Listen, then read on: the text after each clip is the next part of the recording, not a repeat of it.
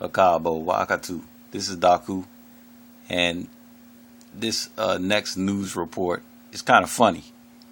I mean, nothing's really funny, but you gotta laugh a little bit. I got a little chuckle out of it. We always tell you that nothing is safe under racism, white supremacy. Of course, the black man and the black woman suffer most greatly out of all the human beings on the planet under racism, white supremacy.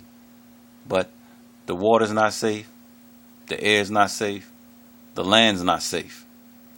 Now in this next news report, even the sand is not safe from from racism, white supremacy. I mean, it's ridiculous. When you see it, you'll see why I'm laughing. Florida's Atlantic coast, famous for its surf and sandy beaches, but tonight the sands of time are working against the state's famous beaches. Here's Kerry Sanders.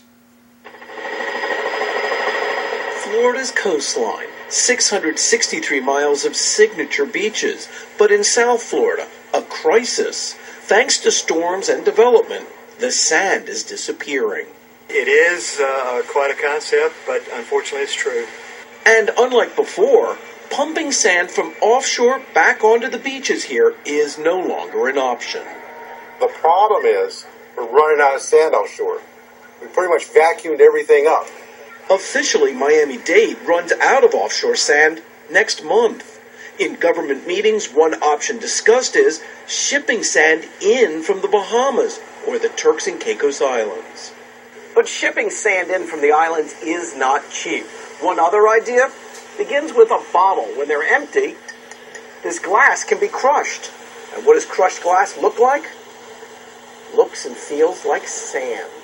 It's fine, it's homogeneous, and it's not sharp or sticky or anything else. Eric Meyer's government job is to save the beaches.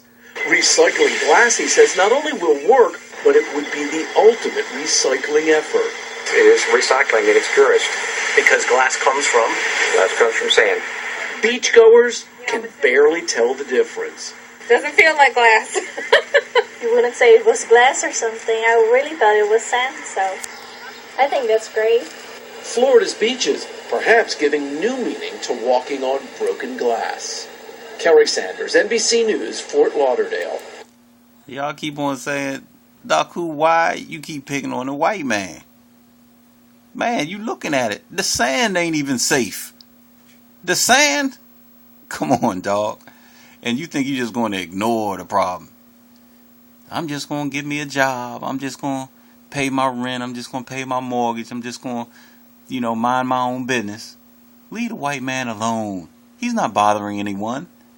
The white man is bothering everyone and everything.